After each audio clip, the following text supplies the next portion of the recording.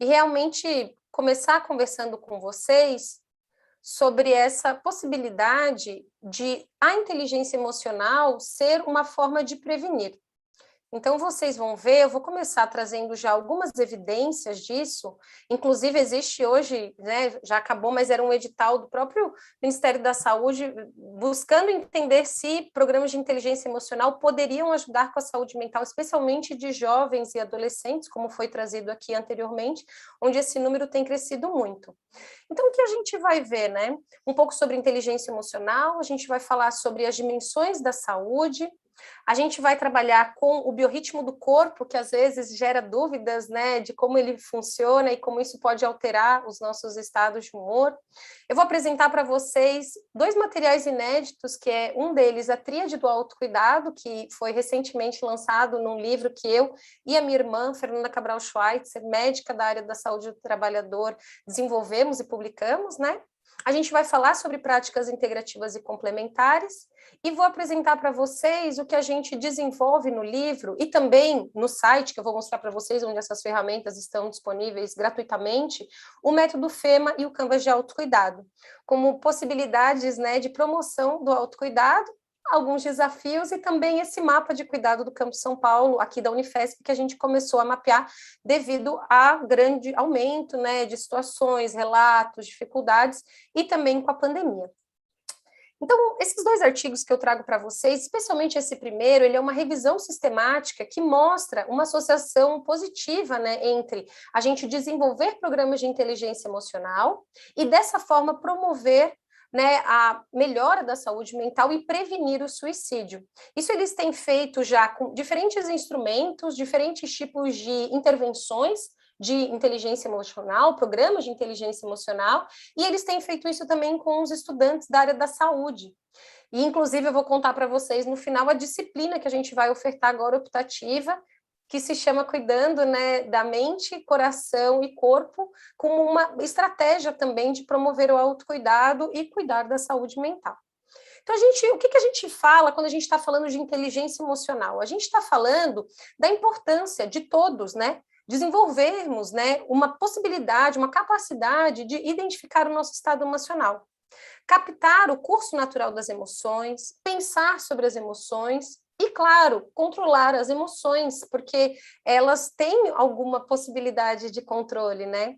O consciente emocional, ele pode ser cultivado em qualquer idade, então isso é muito bom. A gente falou hoje de vários fatores de risco, né, que desenvolvem para a gente poder ter algumas situações de saúde mental, mas o consciente emocional, ele é independente desses fatores e sempre, em qualquer momento, ele pode ser cultivado. Por que ele é importante? Porque a gente tem diversas emoções humanas. Esse grupo de pesquisadores, ele traz uma classificação por grupo de emoções primárias, secundárias e de fundo. As primárias naturais a todos nós, seres humanos, como a alegria, a tristeza, o medo. A medicina tradicional chinesa, ela trabalha muito com essas emoções primárias, relacionando com órgãos nosso corpo e relacionando com o nosso estado de saúde. E as segundas, tanto as secundárias quanto as de fundo, elas dependem muito da cultura, do desenvolvimento, das relações familiares. E essas emoções, elas podem ser consideradas positivas ou negativas, mas elas não são boas ou ruins, elas não precisam ser extirpadas da nossa vivência, mas elas devem ser compreendidas, elas devem ser mapeadas, né? E é isso que a inteligência emocional ajuda a gente a fazer. Quando a gente pensa em inteligência emocional, a gente pensa na formação do nosso cérebro. A gente tem um cérebro que ele é cognitivo, ele é neocórtex, que a gente chama, uma camada mais recente, controla a cognição, a linguagem, o raciocínio. E esse córtex pré-frontal, ele é responsável pela atenção, pela concentração, a inibição dos impulsos e instintos e também o comportamento moral. Dentro dele, a gente fala que fica o nosso cérebro emocional, que ele é primitivo, ele é rápido, ele é feito para garantir a nossa sobrevivência, ele controla também as emoções e a fisiologia do corpo, e também o medo, e também a nossa homeostase. Ele está intimamente relacionado ao corpo e, por isso, é mais fácil, muitas vezes, acessar as emoções pelo corpo do que pela linguagem verbal.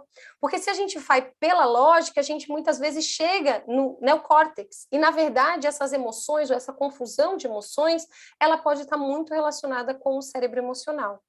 E por que que a gente fala isso? Porque a gente tem um número, né, que isso era antes da pandemia, de que cada uma em 20 pessoas teria um ataque de ansiedade nessa década. E esse ataque de ansiedade, ele é um curto-circuito emocional. É quando as emoções são fortes demais e existe um predomínio do cérebro emocional sobre o cognitivo. Então, o córtex pré-frontal, ele perde a capacidade de controlar o comportamento, reflexos, respostas instintivas acabam por assumir o comando.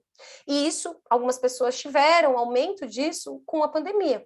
O medo de uma nova doença, as mudanças que ocorreram, as diferenças no estilo de vida, né, e nos próprios hábitos que foram ocasionados por causa da pandemia. Então, a gente traz isso como um exercício. Eu gosto muito desse autor, que é o Servan Schreiber, que ele fala que existem portais físicos para o cérebro emocional, que são mais diretos e com mais frequência, e com frequência muito mais poderosos que o pensamento ou a linguagem verbal. Por que eu digo isso? E por que que o próprio Daniel Servan-Schreiber traz isso? Porque muitas vezes a gente acha que eu tenho que ter logicidade ou eu tenho que conversar sobre algo para que aquilo seja a resposta para eu melhorar uma relação, uma emoção, um sentimento. Só que existem várias práticas que ajudam a gente e que podem ajudar outras pessoas a realmente entrar em contato com essas emoções do cérebro emocional. E eu vou contar um pouquinho delas para vocês. A gente, então, tem dimensões de saúde que são complexas e que são, né, ampliadas quando a gente pensa, especialmente, eu gostei muito da fala do Diógenes com a prática humanizadora, de realmente ver aquele indivíduo como um todo. Então, quando a gente pensa as dimensões da saúde, muitas vezes a gente pensa só no físico e no biológico. Mas hoje vocês viram como a gente ampliou essa compreensão, incluindo o socioambiental, o psicocomportamental, e também é importante enfatizar a característica energético e espiritual da dimensão da saúde. E a gente vê muito isso quando a gente pensa umas ciências da saúde, não só da biomedicina, mas que consegue englobar práticas integrativas e complementares, práticas alternativas e outras formas de cuidado à saúde. Quais são elas, né? A gente vai ver agora um pouquinho dessas práticas. No dia a dia, a gente vai ter o nosso dia e a nossa noite. Eu gostei muito que falaram, né? Como é que eu vejo se eu tenho insônia, se eu não tenho? Só que normalmente o que a gente percebe, eu uso muito esse slide quando a gente fala com os alunos de pós-graduação. Quando o aluno entra na pós-graduação, aumenta em 6 vezes a chance dele desenvolver ansiedade e depressão. Então, o que a gente percebe? Que no nosso ritmo diutúrnico, né, que é do dia e da noite, a gente tem o controle, né, maior do sistema simpático ou vagotônico. Conforme a gente vai, por exemplo, define um projeto, que pode ser de mestrado, doutorado, ou define uma atividade, ou a gente vai, por exemplo, sair de férias e a gente quer entregar tudo antes de sair das férias, a gente vê que aumenta muito o ritmo simpático. E se esse ritmo ele cresce muito, ele pode estourar. Ele pode dar um problema de saúde, um estresse, uma estafa, um burnout. E muitas vezes, para esse corpo voltar para o equilíbrio, ele tem que descer muito. E aí a gente vai ver alguns casos, por exemplo, de realmente muita, assim, não vontade de fazer nada, já um desconforto, já tem muito, né, vontade de ficar na cama, muito cansaço. Então, é importante a gente sempre ver em que momento da vida essa pessoa que a gente encontra, ela vai estar, para poder conversar sobre práticas de autocuidado. E muitas vezes a gente conhece aquela pessoa que tira férias e tem um problema de saúde. Inclusive até problemas de saúde, até um infarto, né? A pessoa já teve, porque ela entrou num sistema tão grande com o simpático que o corpo dela acabou não dando conta. E para ele poder realmente voltar para um estado mais vagotônico, o corpo responde. Então é importante a gente ver esses momentos, esse biorritmo do corpo, para a gente pensar autocuidado. Quando a gente está pensando em autocuidado, sempre vale a reflexão do que eu fico doente, como começa, como é que eu sinto o meu corpo, o meu humor, as relações, como que esse corpo se adapta, quanto tempo eu fico assim, com que frequência, e por que eu fico doente. E esse doente aqui não é só uma doença fisiológica, né, um problema que a gente faz um exame e percebe, mas pode ser já um desconforto, uma falta de vontade, um desânimo, uma preocupação em excesso, uma preocupação que tira o sono. Então, é importante para o autocuidado que a gente comece a mapear isso, que a gente comece a perceber o que é que acontece comigo. O que que eu já tive no meu passado, o que que eu tenho hoje, como que isso evoluiu se eu era mais jovem, que já estou numa idade adulta ou na terceira idade, como que o meu corpo vai evoluindo no seu processo de saúde, doença e cuidado. E o que estratégias eu já usei, por exemplo, para tratar uma dor de cabeça? Eu uso uma medicação, eu já fui no neurologista. Eu pescoço, coluna, eu faço atividade física. Eu costumo ir num quiroprata, ou eu faço pilates como práticas de cuidado, um desconforto abdominal, o que é que eu tenho, como que eu explico isso, alguma dor, desconforto. Então, quando a gente começa a fazer esse mapeamento, isso também é perceber as emoções, porque as dores, os desconfortos, né, eles têm relações com as nossas emoções, então isso também podem ser sinais que podem ajudar a gente a mapear como nós estamos. E, então, a gente entra num conceito de autocuidado, que são as ações desenvolvidas pela pessoa em benefício da sua vida, saúde e bem-estar, que contribuem para o seu desenvolvimento e envelhecimento. Claro que a gente tem visto, né, foi falado muito hoje a questão dos jovens, dos adolescentes, as mudanças que eles passam e como isso vai influenciando na sua saúde mental. E a gente tem também isso na terceira e quarta idade, quando começa a ter o envelhecimento e uma dificuldade para lidar com esse envelhecimento. Todas essas ações que visam o benefício da vida e da saúde e do bem-estar são ações de autocuidado. E quando a gente vai pensar o que compõe, então, o nosso autocuidado, a gente pode dizer que o autocuidado, ele é o resultado de 3 fatores que se relacionam e influenciam mutuamente. O primeiro é o autoconhecimento, e aqui entra o quociente, né, de inteligência emocional. É a compreensão da gente com a gente mesmo e do nosso referencial de saúde pessoal. Esse fator, ele está intimamente relacionado com a nossa visão de saúde e doença. Então, às vezes, eu posso ter uma visão muito fechada, muito mecânica, né? O nosso corpo é uma máquina, então eu só tenho uma pecinha que parou de funcionar, eu arrumo aquela pecinha e resolvo o problema do corpo. Será que é assim que funciona? Será que é essa a experiência que a gente tem visto? Então, eu tenho também que ampliar essa compreensão de saúde para poder ampliar a minha capacidade, né, a minha compreensão sobre a minha saúde. Além do autoconhecimento, essa cosmovisão sobre saúde, ela vai influenciar sobre a visão que eu tenho sobre as tecnologias de saúde oferecidas. Então, por exemplo, aqui a gente falou muito, né, uma questão de saúde mental, a internação é o último momento, né, a UTI, né, que foi falada hoje. Então, realmente, será que eu estou indo em profissionais de saúde, que eles têm essa visão também, ou não? E essa cosmovisão que eu tenho em saúde, essas tecnologias todas, elas também vão influenciar para o bom uso dos recursos de saúde disponíveis, sendo técnicas, práticas e profissionais. Então, às vezes, eu posso começar a perceber que eu mudei o meu jeito, eu tinha uma outra percepção do mundo, uma outra visão sobre mim, isso diminuiu com a pandemia, e eu vou num profissional de saúde, ou eu vou num cuidador, e ele fala, não, imagina, você está ótimo, pode continuar assim. Só que você percebe que você está mudando. Então, a gente tem que ver, quem sabe, um outro recurso de saúde que possa me ajudar a entender o que está acontecendo comigo. Até na primeira fala dessa tarde, a gente teve sobre essa questão de como algumas pessoas, elas, né, têm uma situação de saúde mental e vão ou não para o suicídio, né? A medicina tradicional chinesa, por exemplo, ela tem uma compreensão de como isso acontece, porque algumas pessoas, né, vão desenvolvendo e elas podem ir ao suicídio ou elas podem ir à loucura. Qual é a diferença? Qual é a mudança que ocorre naquele organismo para que desenvolva daquela forma aquela situação de saúde mental. Então, será que eu poderia ampliar esses meus recursos de saúde para melhor compreender o meu corpo e aí sim conseguir constituir um autocuidado? Quando a gente fala dessas práticas, né, por muito tempo, essas práticas integrativas e complementares, elas tiveram uma visão alternativa, ou que elas eram, né, utilizadas por pessoas que não seriam muito adequadas e que não estaria, né, pensando muito no cuidado e na forma com que tem relação isso com a nossa própria biomedicina. Mas hoje, desde 2006, a gente tem uma política nacional de práticas integrativas e complementares em saúde, e essa política nacional, ela cresceu o número de práticas ofertadas, e ela também tem o apoio, por exemplo, da Organização Mundial da Saúde, que já desde 2005 valoriza as práticas integrativas e complementares em saúde. No caso, eles têm o termo medicinas tradicionais, complementares e integrativas. Então, essas práticas, elas deixam de ser alternativas para realmente serem complementares e baseadas em evidências, por isso o termo integrativo. E o que é comum das práticas integrativas e complementares?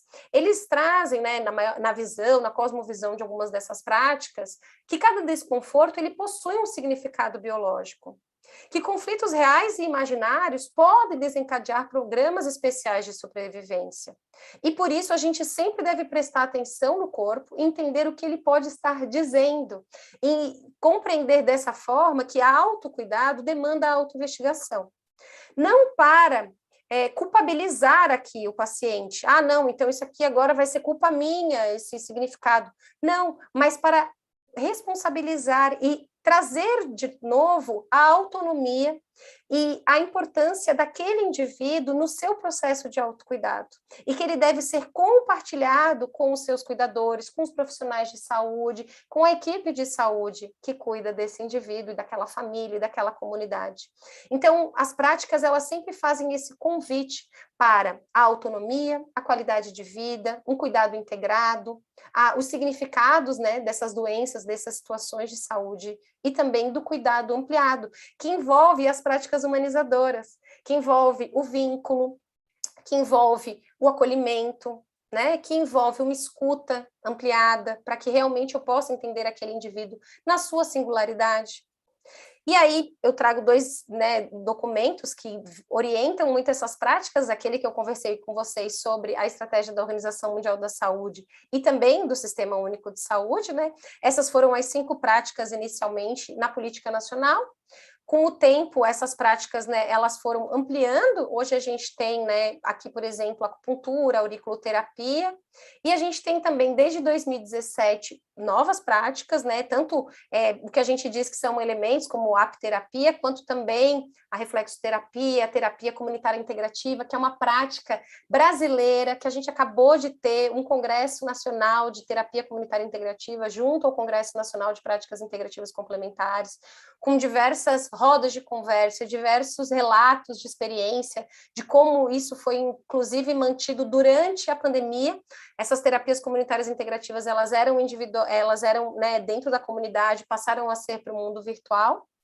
E a gente tem feito já, desde 2018, logo depois que essas novas práticas foram incluídas, diversos mapas de evidências para realmente mostrar os efeitos positivos dessas práticas, inclusive para a saúde mental e qualidade de vida, com destaque para algumas práticas, né? Então, aqui está o link do site dos mapas de evidências, que é um projeto do Consórcio Acadêmico Brasileiro de Saúde Integrativa, junto com a BIREM, né, que é a Biblioteca Virtual em Saúde, da OPAS, da Organização Mundial da Saúde, e o Ministério da Saúde. Hoje nós estamos fazendo novos mapas, né, com apoio da Fiocruz também, e também novos mapas que começaram com o apoio da OPAS. Então, a gente tem feito esse mapeamento das evidências dessas práticas integrativas e complementares para efeitos em saúde.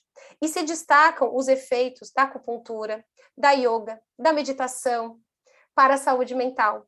Também destaca o efeito de diversas plantas medicinais, de aromaterapia, que é o uso de óleos essenciais, para a saúde mental. Então, estratégias de cuidado e de autocuidado que as pessoas devem conhecer e devem discutir com sua equipe de cuidadores, com os profissionais de saúde.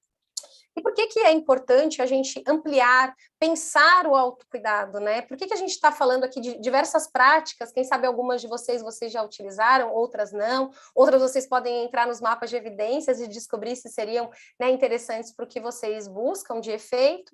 Porque a gente hoje apresenta um método de autocuidado que ele é de 4 etapas. Esse método, ele foi inicialmente pensado em inglês, por isso ele chama FEMA, mas essas 4 etapas, elas são de encontrar Então, para eu encontrar o que me incomoda, o meu desconforto, o que eu gostaria de modificar, eu também preciso encontrar profissionais de saúde, práticas que podem atender aquela minha demanda. E nesse encontro, eu posso começar a desenhar um novo caminho de autocuidado. Mas não basta eu encontrar o que eu quero resolver. Muitas vezes as pessoas elas descobrem que elas têm um problema de saúde ou elas têm uma situação e elas querem simplesmente eliminar isso da vida delas.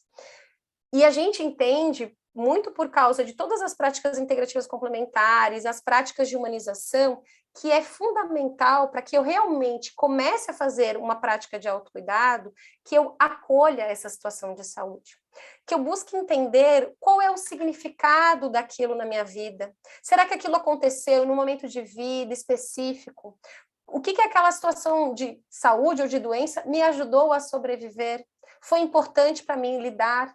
Então, quando eu acolho, eu consigo trabalhar com as práticas de empatia, compaixão. Tem tanta prática de autocompaixão, né, que a gente, inclusive, já teve experiência no SUS e tem experiências de práticas de autocompaixão, demonstrando a importância de retomar pensamentos, sentimentos positivos, sentimentos como a gratidão. Para isso, eu preciso acolher. E muitas vezes eu tenho até que perdoar. A gente tem, inclusive, no SUS, já oficinas de perdão, oficinas de auto-perdão, para que realmente eu consiga entender o significado daquilo tudo, para que eu possa, aí sim, ir para a terceira etapa desse método de autocuidado, que é o movimentar.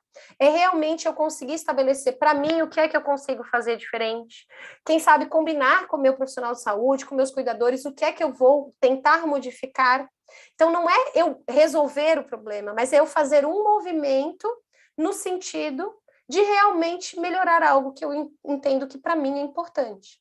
E, a partir disso, recomeçar sempre que necessário.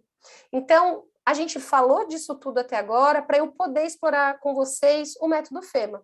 Então, como eu disse, a primeira etapa, encontrar esses sintomas, esses desconfortos, esses sentimentos, e também os profissionais de saúde e as racionalidades que podem me ajudar, inclusive com comunidades, para que eu não me sinta isolado, para eu não achar que só eu tenho aquele problema, e entender como outras pessoas lidaram com aquela situação. No acolher, eu vou tentar entender, compreender esses sintomas, essas alterações, esses desconfortos, e também ter insights e desejos. Aqui a gente vai trabalhar com o julgamento, com a culpabilização, que é aquele segundo, né, coluna de emoções. Então, eu permito, nesse momento, trabalhar a gratidão, a compaixão, o perdão, e diversas práticas podem me ajudar nisso, para eu conseguir fazer a terceira etapa, que é o movimentar. Reorganizar, reciclar para produzir uma mudança nesses sintomas, nessas dificuldades, nesses desconfortos, e aí sempre pensando as 5 perspectivas de saúde: física, energética, emocional, mental e espiritual. E recomeçar sempre que necessário. Então, eu vou mostrar para vocês uma ferramenta que a gente fez, que é o Canvas de autocuidado, que a gente pode, eu vou disponibilizar para vocês, isso está disponível já no site do livro, para vocês poderem acessar, onde a gente traz algumas perguntas que podem ajudar vocês na prática de autocuidado de vocês, ou com outras pessoas. Então, a gente já fez essa ferramenta, né, em outras oficinas, em outros locais, e as pessoas, elas têm dado feedback, que elas já começam a aplicar com elas mesmas, aplica com uma familiar, que ela percebia que era importante trabalhar. Então, o Canvas, ele permite essa conversa sobre cuidado, que é tão importante para a gente poder discutir saúde, discutir doença, discutir o que está incomodando, conversar, fazer parte de um todo que a gente tem conversado até agora. Então, eu trouxe um exemplo para vocês, por exemplo, um exemplo simples, a dor de cabeça, né? E aí a pessoa vai encontrar o que ela já experimentou de prática, ela vai pensar no acolhimento, o que isso significa na vida dela, qual é a limitação e oportunidade que aquela situação traz, qual o movimento que ela pode fazer, pensando em momentos de sono, descanso, quantidade de horas de trabalho, né, que é uma realidade muito na pandemia modificou, e recomeçar sempre que necessário, porque é um ciclo. O autocuidado, a saúde, a doença, ele é sempre constante, ele não é um estado que ele é de permanência, né? Ele está sempre em constante mudança. Então, a gente também entendendo dessa forma, a gente pode ver que aquele estado de excelência, ele na verdade é uma imaginação nossa. Eu vou estar sempre alternando, né, estados de maior saúde com alguma doença e buscando esse equilíbrio constante. Então, o que a gente quer quando a gente desenvolve o autocuidado realmente é ampliar a visão de saúde e resgatar o cuidado com a gente mesmo, nas conversas que a gente tem com os nossos familiares. Vocês sabem, quando um familiar começa a se cuidar, todo mundo começa a perceber, aquilo gera um movimento, né, de conversa sobre cuidado naquela família, naquele grupo. A gente também quer ampliar e sensibilizar para utilizar diferentes recursos de saúde. Quem sabe eu já fui num profissional de saúde, não tive uma experiência muito boa, eu posso buscar outro. Eu posso buscar outra prática, outra forma de cuidado, que quem sabe responda à demanda que eu estou tendo neste momento. E aí eu contei para vocês diversas práticas, essas 29 práticas integrativas e complementares, elas estão dentro do Sistema Único de Saúde. Eu vou mostrar para vocês experiências que permitem que qualquer pessoa utilize essas práticas integrativas e complementares, elas estão no SUS exatamente porque a gente entende que é esse local, na atenção básica, que as pessoas devem ter acesso a essas práticas, inclusive com maior aumento grande de grupos de meditação, de mindfulness, de grupos de yoga virtual que a gente viu crescer na pandemia. E, especialmente, valorizar as práticas humanizadoras, realmente retomar esse contato com o humano, com a singularidade do ser humano, com o vínculo, com a empatia, com a compaixão, que é o que vocês ouviram hoje, a diferença que faz. Então, a gente tem que sempre incluir essa conversa e as práticas para retomar esse cuidado ao humano, né? E aí a gente vai lembrar de promover o empoderamento e autonomia dos sujeitos, a gente vem visto crescer, por exemplo, uma gestão autônoma da medicação, experiências onde a gente realmente resgata a autonomia do sujeito para esse cuidado, e o empoderamento, né? Essa responsabilidade, sem culpa, mas com responsabilidade. E reconhecer o ciclo dinâmico do autocuidado. Então, esse é o grande desafio que a gente tem e a proposta que a gente faz, tanto com essas ferramentas, ou quando a gente fala de autocuidado. Então, a gente tem diversos desafios aqui que eu trouxe para vocês, né? Já estou finalizando, que o primeiro é tomar essa consciência sobre o próprio corpo e as emoções, que isso faz diferença e isso ajuda a prevenir a inteligência emocional, a prevenção do suicídio.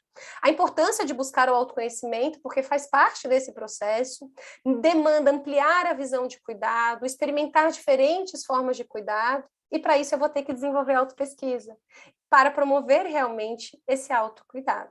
Então, para ajudar vocês com esses desafios, a gente tem feito esse mapeamento do cuidado do Campo São Paulo, como uma experiência, né? A gente tem, por exemplo, o Instagram, as redes sociais, o canal do YouTube com diversos vídeos sobre como fazer algumas dessas práticas integrativas e complementares no Grupo Cuidar da Unifesp. Então, se vocês colocarem Grupo Cuidar Unifesp, vocês vão ver vários vídeos de automassagem, uso de plantas medicinais, do chá, da respiração.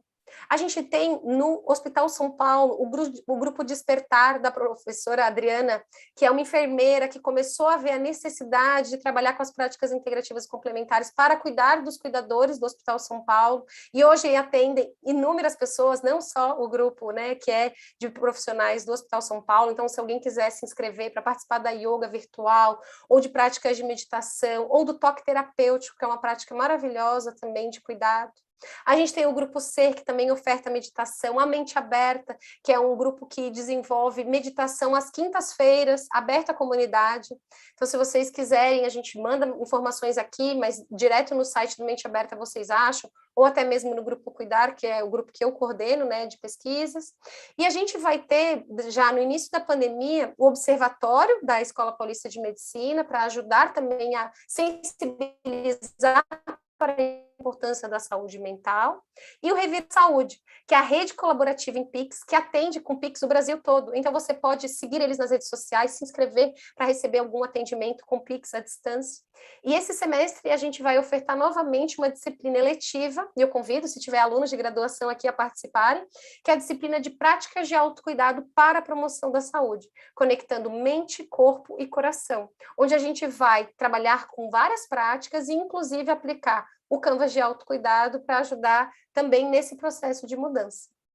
Então, essas são algumas experiências, para quem quiser mais, eu fico aqui à disposição para conversar. Tem várias formas para a gente continuar o autocuidado, então aqui eu trouxe, né, a referência do livro do professor Daniel Schreber, que é do estresse, ansiedade e depressão. Claro, o meu livro recém-lançado de autocuidado, a dinâmica da saúde integral, um artigo sobre autocuidado, cuidado de si.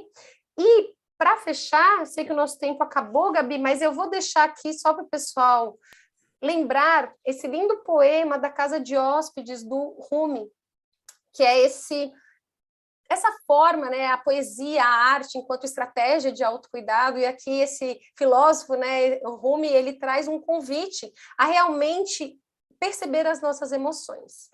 Então, fica o convite para vocês depois darem uma olhada nesse poema maravilhoso, o meu contato, o contato do livro. Então, se você se interessou pelas ferramentas de autocuidado que eu trouxe aqui, por esse QR Code, você vai acessar gratuitamente as ferramentas e continuar na sua linda jornada de autocuidado. Acho que era essa a grande...